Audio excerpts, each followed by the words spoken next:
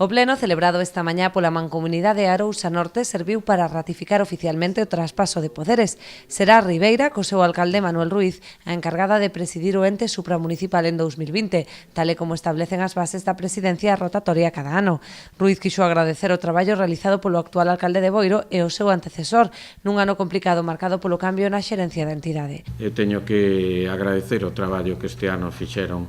os alcaldes de Boiro, porque creo que foi un ano realmente difícil, un ano de transición, un ano no que tuvemos o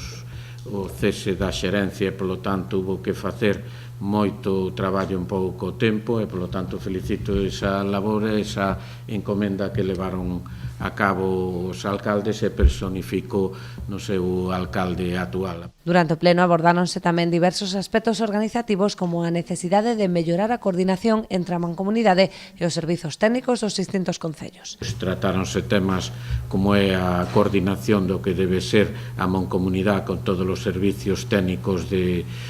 os concellos, un engranaxe que a veces pois non funciona todo doado que debía ser, e que pensamos que aí os alcaldes pois debemos ter un papel importante na nosa propia administración local para facilitar e coordinar o que debe ser